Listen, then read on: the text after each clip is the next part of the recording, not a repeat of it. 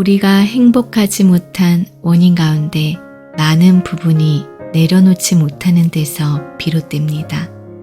가령 어떤 사람이 나에게 욕을 했어요. 그것은 그 사람이 나에게 쓰레기 봉지를 건넨 것과 같습니다. 그런데 우리는 그 더러운 봉지를 움켜쥔 채 그 사람이 나한테 욕을 했어. 그 사람이 나를 무시했어. 하면서 평생 그 쓰레기를 뒤지며 삽니다.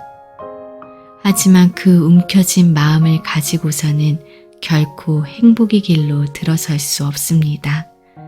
만약 상대가 쓰레기 봉지를 건네더라도 받지 않든가 무심코 받았다 하더라도 에이 더러워 하고 금방 버려야 하는데 우리는 그것을 가슴 깊은 곳에 간직하며 삽니다. 그래서 사는 동안 아무리 열심히 노력해도 행복하기가 어려운 거예요.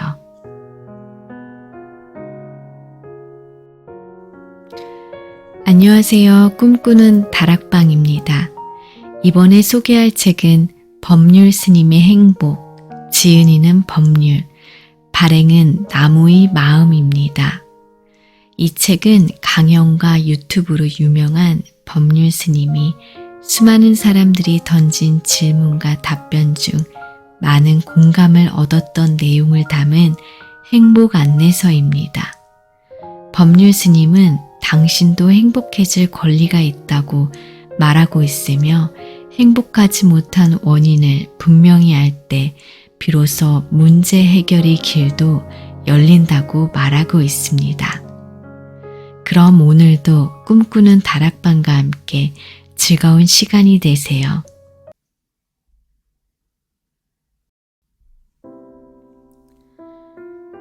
우리는 현실에 있는 자기를 자의식이 원하는 수준까지 끌어올려야만 발전이라 생각합니다.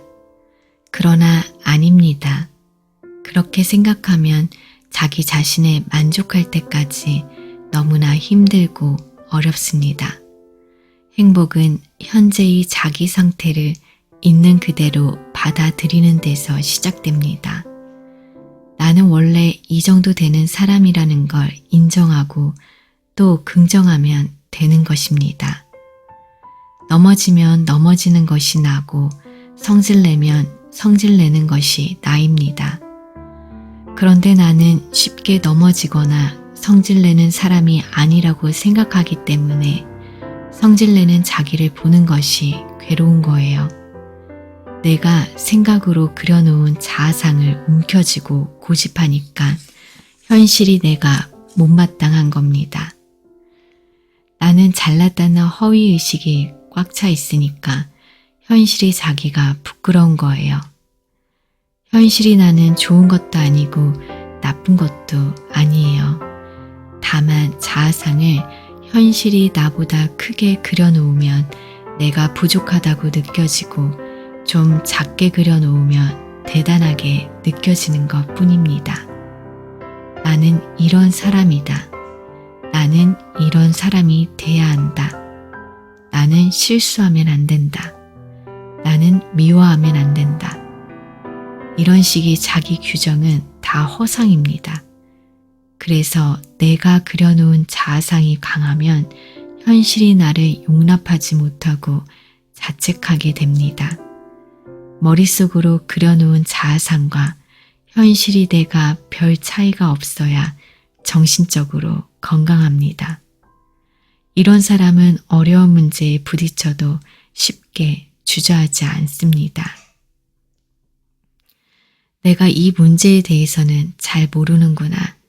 지금부터 연구해서 극복해야겠다. 이렇게 자기 자신을 인정하고 긍정하면서 자신이 변화를 위해 조금 더 노력하면 됩니다. 그러나 자아상을 너무 높게 설정해 놓으면 아무리 노력해도 자기 만족이 생기지 않으니까 결국 나는 능력이 없는 사람이야 하고 좌절하게 되지요. 결국 우리 인생은 관점을 어떻게 잡느냐에 따라 행복도가 크게 달라집니다. 예를 들어서 내 실제 능력이 100m를 20초에 달리는데 내가 100m를 13초에 달릴 수 있는 사람이다 라고 자기를 과대평가하면 어떻게 될까요? 현실이 나는 13초에 못 달리잖아요. 그런데 아무리 노력해도 13초에 이르지 못하면 나는 안 돼, 나는 문제야 하고 자책하게 됩니다. 자신감이 없거나 열등의식을 갖는 것은 과대망상에서 비롯됩니다. 즉, 인생이 굉장한 것이라고 여기는 허위의식과 자만심이 자신을 괴롭게 합니다. 존재라는 게 본래 특별한 의미가 없어요. 그런데도 이렇게 묻는 사람들이 있습니다. 존재의 의미가 없다면 살아가는 이유가 없잖아요. 의미가 없다면 세상 사는 게 너무 슬프지 않습니까? 인간을 포함해서 모든 존재는 본래 특별한 의미가 없습니다. 의미는 인간의 의식이 만들어낸 겁니다. 가치가 있다, 없다, 선하다, 악하다, 잘한다, 못한다, 천당이다, 지옥이다, 부처다, 하늘이다 하는 것은 다 인간의 의식이 만든 거예요. 마치 누에가 제 입에서 나온 실로 고치를 만들고 그 속에 갇혀 살듯이 인간은 공연히 뭘 만들어 놓고 거기에 매달려 살고 있습니다. 예를 들어 수치나 다이아몬드나 본래 그 값이 정해져 있는 게 아니라 사람이 값을 매긴 겁니다. 만약 사람이 얼어 죽을 것처럼 추울 때는 다이아몬드보다 숯이 낫습니다. 따라서 사람도 다이아몬드처럼 빛나려고만 하면 괴롭지만 숯처럼 쓸모있는 사람이 되겠다고 마음을 고쳐먹으면 누구나 보람있게 살 수 있어요. 이것은 타인에 대한 평가에서도 마찬가지예요. 예를 들어 저에 대해서 잘 모르는 사람이 별 기대 없이 강연장에 왔다가 제 얘기를 듣고는 오, 괜찮네 이렇게 말해요. 이건 무슨 의미일까요? 제 능력을 50쯤 생각하고 왔는데 들어보니 100쯤 되니까 이 사람 굉장하다 이렇게 느끼는 겁니다. 반면 누군가에게서 저 스님 굉장한 사람이다 라는 말을 듣고 150을 기대하고 왔어요. 그런데 막상 강연을 들어보니까 기대에 못 미치잖아요. 그러면 이렇게 말합니다. 별 얘기 없네. 왜들 난리람. 결국 제 능력은 변함없이 100인데 기대가 낮으면 만족도가 올라가고 기대가 높으면 만족도가 떨어져요. 저 사람은 도대체 왜 그러는 거야? 이렇게 답답한 마음이 드는 것도 상대방이 내가 미리 그려놓은 그림과 맞지 않기 때문이에요. 그러니 내 기준에서 보면 상대방이 부족하고 잘못한 것 같아서 불만스럽지만 사실 그 기준 자체가 허상일 뿐입니다. 내 배우자는 이런 사람이어야 한다. 내 아이는 이래야 한다. 자기 나름대로 그림을 그려놓고 현실이 배우자와 아이들을 보니까 실망스러운 것이지요. 자기 자신에 대한 지나친 기대를 버려야 하듯이 다른 사람에 대한 지나친 기대도 버리고 있는 그대로 보고 수용할 수 있어야 합니다. 사실 나도 별거 아니고 남도 별거 아니에요. 상대방이 내 기준에 맞지 않아서 실망스럽다면 그건 상대방 문제가 아니라 내 문제라고 할 수 있습니다. 내 눈높이 때문이에요. 그러니 이제 그만 허위의식이 감옥에서 벗어나세요. 자꾸 이래야 한다, 저래야 한다며 각오하고 다짐할 게 아니라 후회하는 나, 질책하는 나가 사실은 허위의식에서 비롯됨을 알아차리는 게 시작입니다. 이때 다만 알아차릴 뿐이지 나를 미워하면 안 됩니다. 나는 잘못을 저지르지 않아야 한다고 정해놓았기 때문에 실수하는 내 모습이 싫고 내 자신이 미워지는 겁니다. 실수하는 상대를 미워하지 않듯이 실수하는 나를 미워하지 마세요. 혹시 걷다 넘어졌다면 툭툭 털고 일어나서 가던 길을 가되 다음에는 넘어지지 않도록 주의하면 됩니다. 넘어지면 다시 일어나서 조심할 뿐이지 넘어진 나를 문제 삼지 마세요. 그리고 오늘부터 있는 그대로의 나를 인정하고 받아들이는 연습을 하면 됩니다. 스스로에게 너그러워지는 거예요. 그러다 보면 자연스럽게 다른 사람을 바라보는 시선도 따뜻해집니다. 이 세상 모든 존재는 부족한 것도 아니고 넘치는 것도 아니에요. 존재는 다만 존재일 뿐이에요. 자신을 너무 위대하게 생각하니까 자기 자신이 초라하게 보여 위축되는 거예요. 사람이나 동물이나 풀이나 돌멩이나 그냥 한 존재일 뿐입니다. 인간도 산에 사는 다람쥐나 토끼와 별반 다르지 않은 하나의 동물입니다. 동물 중에서 의식작용이 조금 낫다 하는 정도예요. 산에 사는 다람쥐나 토끼도 괴로워하지 않는데 사람이 사는 게 힘들다고 괴로워하는 것은 분명 잘못된 겁니다. 사람이 얼마나 속박을 받고 살고 있으면 날아가는 새를 부러워하겠어요. 우리는 모두 풀 같고 개미 같은 존재입니다. 미미하지만 사실은 소중한 존재입니다. 이것을 탁 깨달아 버리면 남이 나를 어떻게 보든 신경 안 쓰고 편안히 살 수 있으며 남이 인생에도 간섭하지 않게 됩니다. 세상살이가 우리가 원하는 대로 이루어지면 좋겠지만 원하는 대로 다 이루어지지 않는 게 현실입니다. 원하면 다 이루어진다는 말은 환상이고 욕심일 뿐이에요. 이때 원하는 것에 매달려 울고 불고 하면서 불행하게 살 것인가? 아니면 그런 가운데에서도 행복하게 살 것인가? 이것은 선택의 문제입니다. 원하는 것이 이루어지지 않으면 인생이 괴로운가요? 반드시 그렇지는 않습니다. 다 이루어져야 한다는 생각을 갖고 있기 때문에 이루어지지 않을 때 괴롭지, 이런 생각이 없다면 이루어지면 좋고 안 이루어져도 그만이에요.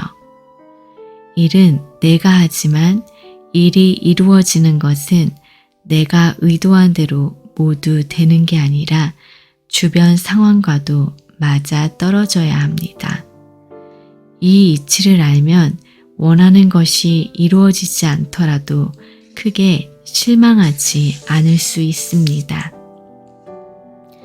사람이 때론 실패도 하고 좌절도 해야 굳건한 성장을 합니다. 식물도 계속 웃자라기만 하면 열매도 못 맺고 도중에 꺾이지 않습니까? 어떤 일이 이루어지든 이루어지지 않든 그 과정에서 이미 행복을 경험할 수 있습니다. 그런데 우리는 보통 내가 원하는 대로, 내가 하고 싶은 대로 되는 게 행복이고 자유라고 생각합니다. 하지만 세상 일은 내가 원한다고 다 되는 것은 아닙니다. 객관적인 상황이 그렇게 될 때도 있고 그렇게 되지 않을 때도 있습니다. 따라서 외적인 조건과 상황에 따라 행복하기도 하고 불행하기도 한 행복은 기껏해야 반쪽짜리에 불과합니다. 그런데도 자신이 원하는 대로 이루어지기만을 바라는 마음을 움켜쥐고 있으니까 당연히 불행하다고 느끼는 경우가 생기는 거예요. 어느 마을에 부지런한 농부가 살고 있었습니다. 일찌감치 내일 윗눈에 농약을 쳐야겠다고 마음먹고 저녁 내내 만반히 준비를 했습니다. 그런데 비가 오는 날에는 농약을 못 치거든요. 그래서 농부는 부처님께 부탁을 좀 해야겠다고 생각하고 잠자기 전에 기도를 드렸어요. 부처님, 내일 농약 치려고 하니까 비 좀 안 오게 해주세요. 그런데 아침에 일어나니까 비가 부슬부슬 옵니다. 힘이 세죠? 아니, 농약 좀 치겠다는데 날씨가 내내 맑다가 하필이면 오늘 비가 오나 부처님께 기도해도 소용없네. 이렇게 불평합니다. 결국 농부는 기분이 나빠 술을 마십니다. 한참 뒤에 기분이 좀 풀어져서 마음을 고쳐먹습니다. 어차피 오는 비를 어떡하겠나. 비도 오니 내일 아침에는 아래밭에 고추 모종이나 옮겨 심어야겠다. 농부는 잠들기 전에 다시 한번 부처님께 기도를 드립니다. 부처님, 이왕 오는 비 계속 내리게 해주십시오. 그런데 아침에 일어나 보니 날씨가 화창하게 개었어요. 농부는 이제 성질이 팍 납니다. 이놈의 날씨가 청개구리인가? 이래라 하면 저러고 저래라 하면 이러고 이러면 어떻게 농사를 짓고 살겠나? 그러고는 또 술을 마십니다. 농사꾼이 이렇게 생각하면 농사를 마칩니다. 우리가 자식 때문에 못 살겠다. 남편 때문에 못 살겠다. 직장 상사 때문에 못 살겠다 하면서 남 탓, 환경 탓하는 것은 이런 농사꾼과 같아 자기 인생을 망칩니다. 그렇다면 농사를 지을 때는 어떤 자세를 가져야 할까요? 밤이 되면 그냥 마음 편히 자는 겁니다. 아무 생각 없이 실컷 자고 일어나서 밖을 내다보니 하늘이 맑다면 날씨가 좋네. 윗논에 농약을 쳐야겠다 하면서 농약 칠 준비를 하고 가랑비가 보슬보슬 내리면 오늘 아래 밭에 고추 모종을 내면 딱 맞겠다 하고 나서면 됩니다. 만약에 비가 장대같이 쏟아지면 요새 일만 하느라 힘들었는데 오늘은 막걸리나 한잔하면서 쉬어야겠다. 이러면 되는 거예요. 농부가 자기 기대와 고집을 내려놓지 못하면 농사 짓는 게 힘든 것처럼 우리 삶도 마찬가지예요. 주변 환경은 늘 변합니다. 그런데 이건 이래야 하고 저건 저래야 한다는 바람과 고집을 내려놓지 못하면 환경과 조건에 따라 끝없이 흔들리게 되어 괴로움에서 벗어날 수가 없습니다. 행복의 기준을 미리 정해놓고 그 길만 고집한다면 도리어 행복에서 멀어집니다. 반대로 내가 기대한 대로 돼야 한다는 고집을 내려놓고 인연 따라 지혜롭게 대처할 때 행복도 찾아옵니다. 그런데 사람들은 이 움켜진 마음은 그대로 두고 자꾸 특별한 행복의 비결을 요구하는데 왜 그럴까요? 자기가 세워둔 기대는 머물지 않고 자꾸만 그 위에 무엇인가를 더 쌓고 얻으려고 하기 때문입니다. 이렇게 해서 얻고 싶고 저것도 해서 얻고 싶고 이렇게 하면 빨리 얻을 것 같고 저렇게 하면 더 빨리 얻을 것 같기 때문이에요. 어떤 사람이 왼손에 불 웅덩이를 들고 뜨겁다고 고함을 칩니다. 하도 고함을 치니까 제가 이렇게 말해요. 뜨거우면 내려놓으세요. 이때 불덩이를 쥔 사람이 되묻습니다. 어떻게 놓습니까? 방법을 좀 가르쳐 주세요. 그런데 이 사람이 정말 방법을 몰라서 못 놓는 걸까요? 말로는 놓고 싶다고 하지만 사실은 놓고 싶지 않은 거예요. 그러면서 자꾸만 내려놓는 방법을 알려달라는 거죠. 이럴 때 제가 해줄 수 있는 답은 하나밖에 없어요. 그냥 내려놓으세요. 그러면 그 사람이 다시 물어요. 어떻게 내려놓아요? 그러면서 불교는 너무 어렵고 현실성이 없다고 합니다. 놓는 방법은 안 가르쳐주고 그냥 놓으라고만 한다면서요. 자기가 움켜쥐고 있다는 사실은 외면한 채 남이 어떻게 해주기만을 바라니 해결이 안 나는 거예요. 그래서 제가 할 수 없이 말하죠. 그러면 오른손으로 옮겨보세요. 그제야 불덩이를 들고 있던 사람의 얼굴이 환해지면서 왜 이런 좋은 방법을 이제야 알려주느냐라고 합니다. 그런데 이 방법이 오래 갈까요? 아닙니다. 금세 또 오른손이 뜨거워서 못 살겠다가 아우성칩니다. 방법을 몰라서 못 놓는 것이 아니라 놓기 싫어서 갖고 싶어서 안 놓고 있는 것 뿐이에요. 손이 타들어가는데도 집착을 못 버리고 아우성을 치면서 그것을 움켜쥐려고 하는 거예요. 왼손에서 오른손으로, 오른손에서 왼손으로 옮기는 것은 우선은 두 가지를 다 만족시킵니다. 즉, 당면한 뜨거움도 피하고 물건도 아직은 내 손에 움켜쥐고 있기 때문에 좋은 방법이라고 생각하지요. 하지만 이것은 괴로움에서 벗어나는 근본적인 방법이 아닙니다. 대부분의 사람들은 놓기 싫은 마음에 그냥 움켜쥔 채 당장의 뜨거움만 피하려고 합니다. 그래서 놓아라 라고 말하면 현실성이 없다 하고 왼손으로 옮겨쥐어라 라고 가르쳐주면 참 좋은 방법이다 라고 말하지만 결국 다시 뜨거워집니다. 오른손에서 왼손으로 옮기는 것은 그저 하나의 임시 처방일 뿐입니다. 행복해지기 위해서는 뜨거운 줄 알면 그냥 놓아버려야 합니다. 물론 이런 이치를 깨달았다 하더라도 그동안 살아온 습관이 남아있기 때문에 순간순간 움켜쥐고 괴로워할 수는 있어요. 그러나 내려놓으면 된다는 것을 아는 사람의 괴로움은 오래가지 않습니다. 집착할 때만 잠시 괴로울 뿐 그 괴로움이 지속되지 않아요.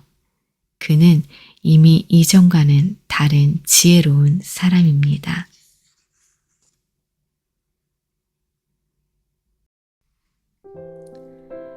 우리가 세상을 살아가는 데는 일반적으로 4가지 경우의 수가 있습니다. 첫째, 하고 싶은데 해도 되는 상황. 둘째, 하고 싶은데 못하는 상황. 셋째, 하기 싫은데 안 해도 되는 상황. 넷째, 하기 싫은데 해야 하는 상황입니다. 하고 싶은데 해도 되는 상황이면 하면 됩니다. 하기 싫은데 안 해도 되는 상황이면 안 하면 그만이에요. 다시 말하면 우리 인생의 절반 정도는 자기 좋을 대로 하고 살 수 있어요. 문제는 하고 싶은데 하면 안 되고 하기 싫은데 해야 하는 상황이 벌어진다는 거죠. 이럴 때는 자기 하고 싶은 대로 하면 불행을 자초하게 됩니다. 따라서 아무리 하고 싶어도 해서는 안 되는 일은 하고 싶은 마음을 내려놓아야 합니다. 또 아무리 하기 싫어도 해야만 하는 상황이면 하기 싫은 마음을 내려놓고 해야 합니다. 이럴 때 하고 싶은 마음, 하기 싫은 마음을 내려놓는 것을 욕심을 버린다, 마음을 비운다고 합니다. 치열한 경쟁 시대에 욕심을 버리고 어떻게 이 세상을 사나요?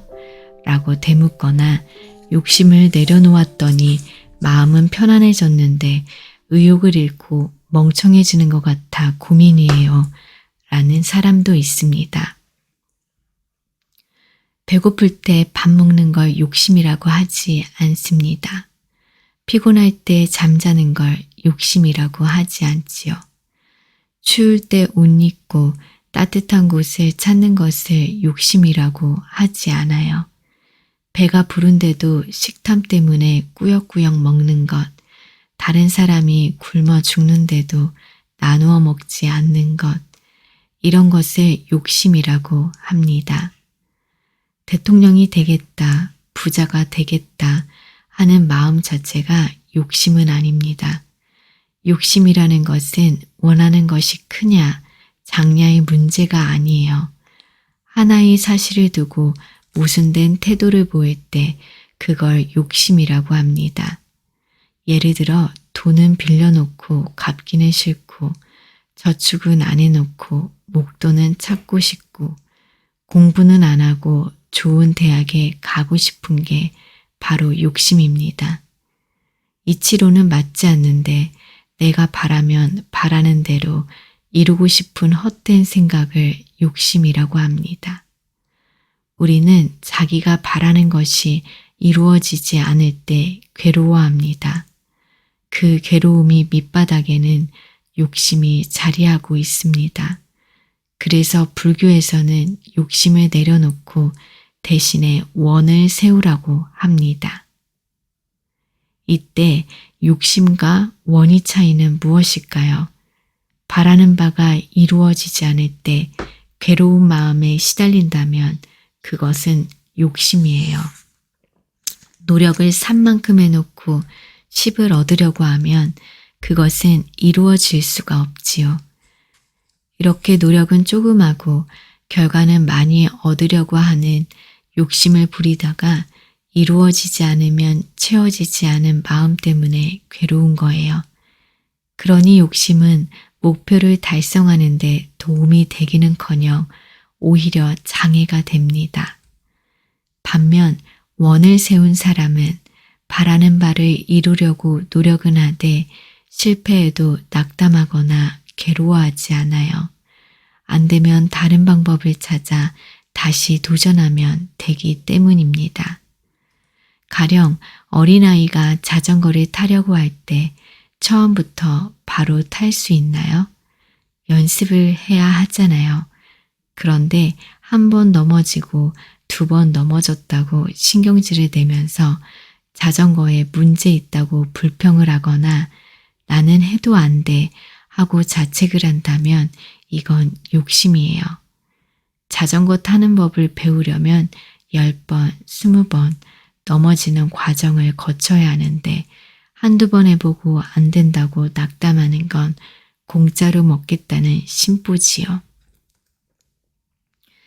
그런데 어린아이가 자전거 타는 법을 배우겠다고 나서서는 넘어져도 포기하지 않고 다치면 약 바르고 나와서 또 타보려고 도전한다면 그건 자전거를 타겠다는 원을 세운 거라고 볼 수 있습니다.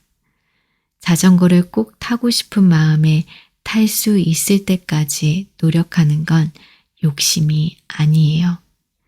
크든 작든 원을 세우고 연구하고 노력하면 실력이 붙게 마련입니다. 그러면 당장은 실패할지 몰라도 결국 성공할 수 있는 힘이 생기고 실력도 쌓이게 됩니다. 이렇게 문제가 생기면 생길수록 더 잘 해결해 보려고 연구하고 노력한다면 그건 원입니다. 이런 문제가 있네. 그러니 이번에는 이렇게 한번 해보자. 이렇듯 원을 세운 사람은 연구하고 다시 연습합니다. 그러다 이건 노력해도 안 되는 일이라고 판단이 들면 아무리 오랫동안 해온 일이라도 툭툭 털어버리고 다른 일을 합니다. 실망하거나 후회하거나 좌절하지 않아요. 결국 욕심을 버리라는 뜻은 무조건 부자가 되지 마라, 출세하지 말라는 게 아닙니다. 만약 정말로 원하는 것이 있다면 욕심으로 하지 말고 원을 세워 성취해 보라는 것입니다. 원을 세우고 그 원을 성취하기 위해 노력할 때 삶에 재미가 붙고 활력이 생깁니다. 그러면 바라는 게 이루어질 가능성도 높아집니다. 꿈꾸는 다락방, 오늘은 법률 스님이 행복을 읽어드렸습니다. 당신의 인생을 응원합니다. 감사합니다.